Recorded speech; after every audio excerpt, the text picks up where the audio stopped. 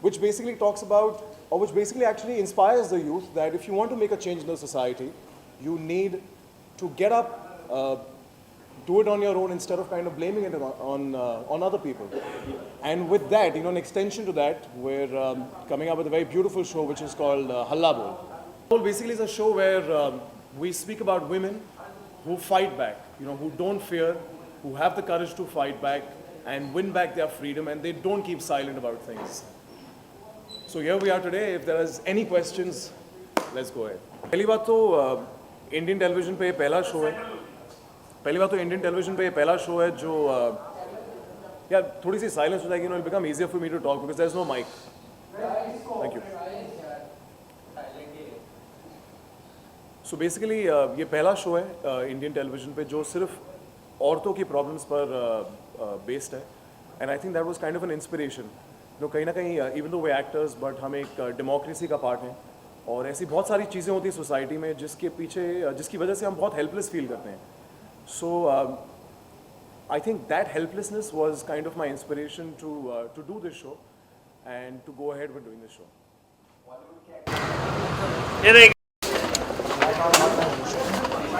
Let it light.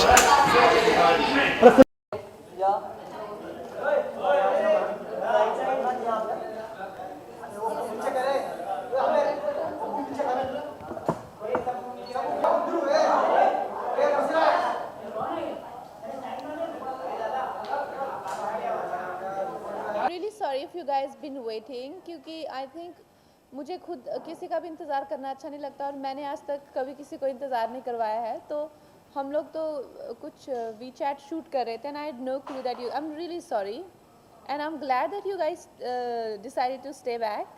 So now that I'm here, so how can I make up for this?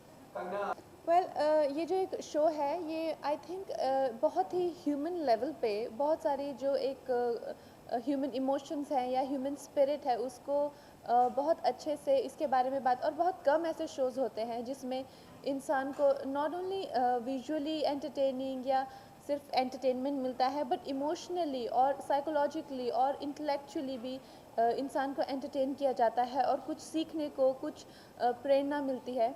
तो इस तरह का show है और हमारे लिए अच्छा है कि क्वीन जैसी फिल्म जो कि अपने आप में ही बहुत एक प्रेरणा मैं कहूँगी उस फिल्म को. एंटरटेनिंग तो है ही है लेकिन किसी न किसी लेवल पे ये फिल्म इतनी इंस्पिरेशनल है कि मैं कहूँगी कि इसे देखने के बाद एक महीना कोई डिप्रेस नहीं हो सकता. तो अच्छा है हम लोगों को क्वीन की प्रमोशन करने का यहाँ पे मौका मिल रहा है. ये तो है बात कि प्रोमो का तो लोगों का पसंद करना बहुत ज़रूरी है और अगर प्रोमो ही लोगों को पसंद ना आए तो वो फिल्म देखने क्यों जाएंगे. और उसके साथ अमित त्रिवेदी का म्यूज़िक भी बहुत लोगों को पसंद आ रहा है तो हमारे लिए बहुत अच्छी बात है.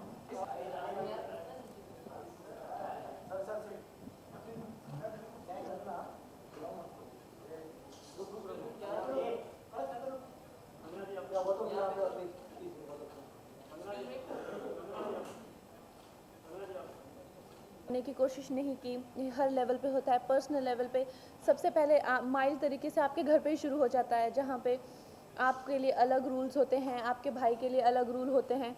वो भी किसी ना किसी तरह से उनका जो मनोबल है प्रोत्साहन है वो एक जो गर्ल चाइल्ड है उसका जो मनोबल है प्रोत्साहन है उसको किसी ना किसी तरह से डैमेज किया जाता है चाहे वो डायरेक्ट तरीके से ना हो.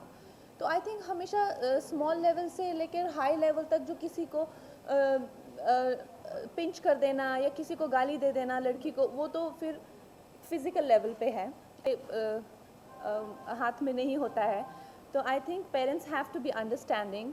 Mother should be talking to girls and girls should also able to find some sort of support and understanding in the environment.